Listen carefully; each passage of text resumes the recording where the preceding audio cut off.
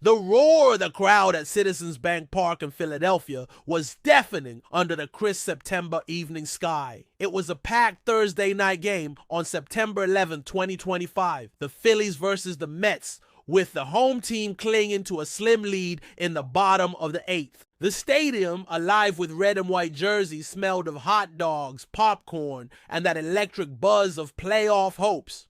Among the 40,000 fans was little Tommy Reynolds, a wide-eyed 9-year-old from South Philly, decked out in his oversized Phillies cap and a glove that had seen better days.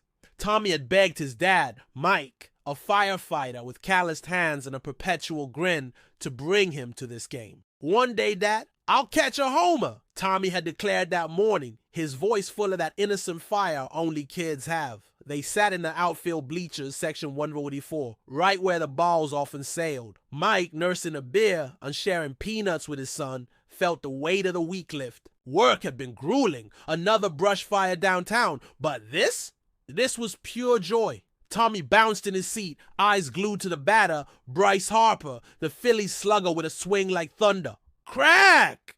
The bat connected, sending a soaring home run deep into the stands. The ball arced like a shooting star, heading straight for their section. The crowd surged, hands outstretched, but Tommy, small but determined, leaped up, his glove high. Time slowed. The ball tumbled right into his mitt. Clean catch. Tommy's face lit up like fireworks. "I got it, Dad. I got it." He screamed, hugging the ball to his chest as if it were the Stanley Cup. But before Mike could snap a photo, chaos erupted. A woman in a row behind him, mid-40s, blonde bob, designer sunglasses perched on her head despite the stadium lights, shoved forward like a linebacker. Karen Hargrove, as her social media would later reveal, was there with her husband, a corporate lawyer more interested in his phone than the game.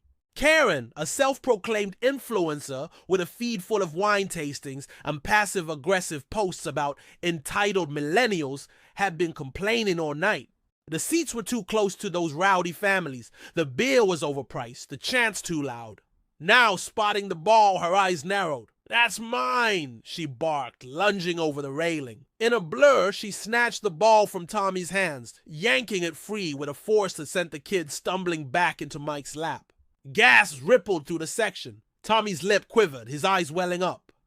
"Hey lady, that's my son's ball," Mike shouted, standing protectively. But Karen, clutching her prize, smirked triumphantly.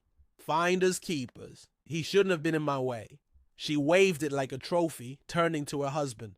Finally something worth this dreadful evening. The crowd around them murmured in outrage. Phones were out, videos rolling. A burly fan in a Phillies jersey yelled, "Give it back, Karen!" The name sticking like glue, even though no one knew it yet. Tommy buried his face in Mike's shirt, whispering, "Why'd she take it, Dad?"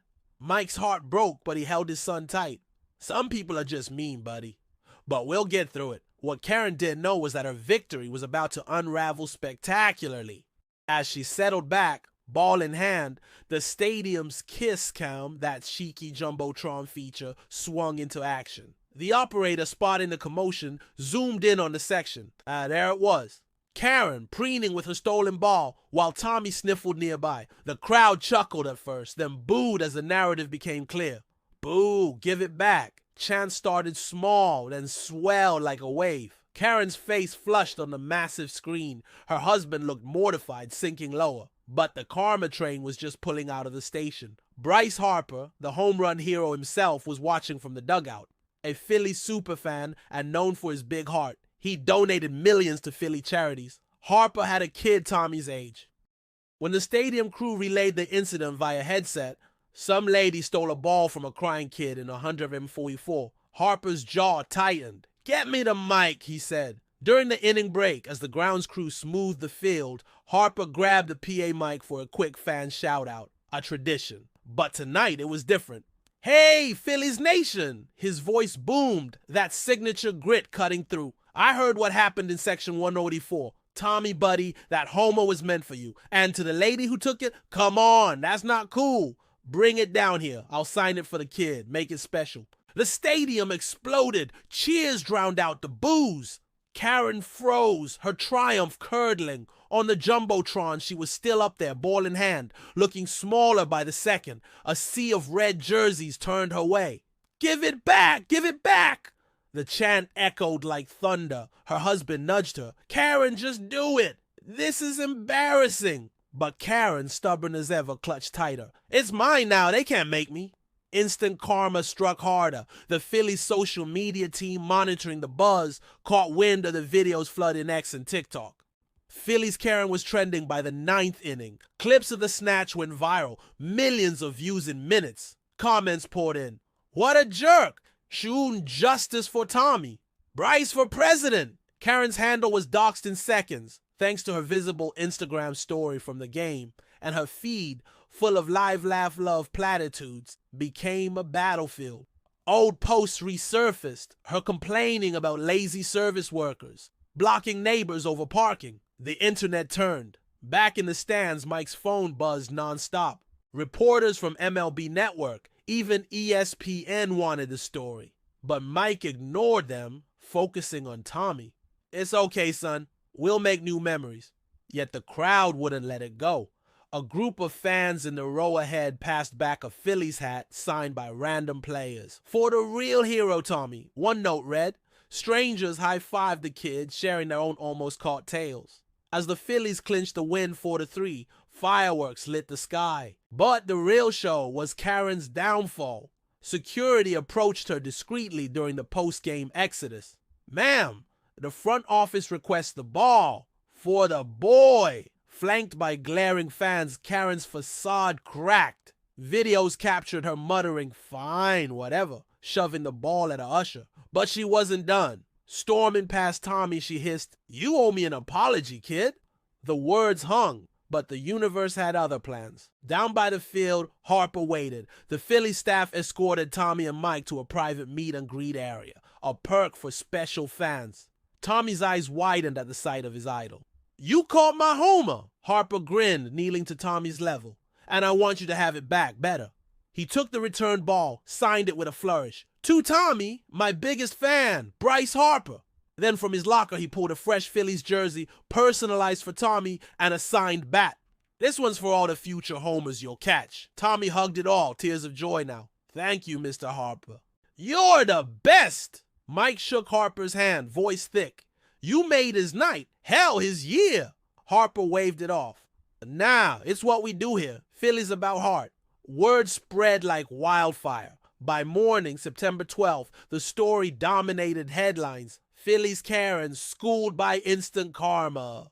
Local news crews swarmed the Reynolds' modest row house. Tommy, shy but beaming, showed off his treasures on the 6 p.m. news. I forgive her, he said simply when asked. Maybe she had a bad day. Mike ruffled his hair. That's my boy. Karen, meanwhile, faced her own reckoning. Her husband's firm put her on leave after client backlash. We don't need that image, they said. Her Instagram imploded. Sponsors dropped her. Hiding in her mainline suburb home, she scrolled the hate, then the unexpected, amid the trolls' messages of reflection. Hey, we all mess up. Apologize and grow. One from a therapist follower. Karma's a teacher. Learn from it. By afternoon, Karen cracked. A private message to the Phillies fan services led to a call with Mike. I'm sorry, she stammered. I was wrong. Can I make it right? Mike, ever the peacemaker, agreed to meet at a neutral spot, a park near the stadium. Tommy came along, clutching his signed ball. The encounter was awkward at first. Karen, sans sunglasses, looked smaller, her eyes red-rimmed. Kid, Tommy, I took something that wasn't mine. I'm so sorry. I was caught up in me. She handed over a gift bag, a custom Phillies glove, engraved with Tommy's name and tickets to the next game for the whole family. Please forgive me, she whispered, the words echoing like a thumbnail plea. Tommy, heart as big as the outfield, smiled. It's okay, want to toss a ball with me sometime? Karen nodded, tears falling. Mike extended a hand. Apology accepted. We've all been to Karen once. They parted with a tentative hug. The park's autumn leaves swirling like confetti. The story didn't end there. Tommy's forgiveness went viral, flipping the narrative. Forgive Karen trended alongside sheer justice for Tommy. Bryce Harper retweeted a clip. Philly strong, forgiveness is the real homer. Karen, humbled, started a blog. Not on wine, but on everyday empathy, sharing her lesson. She volunteered at a kid's baseball clinic, coaching with a new gentleness. Tommy became a mini celebrity, throwing the ceremonial first pitch at the next game, his family cheering loudest. Mike watched from the stands, Tommy's glove now battle-tested. "Karma's funny," he told a reporter. "It teaches us all." In the bleachers, a new tradition, fans passing balls to kids first. Citizens Bank Park felt warmer, the Phillies' spirit unbreakable. And Karen? She caught her own homer, a second chance, wrapped in forgiveness. In the city of brotherly love, even Karens could find their way home.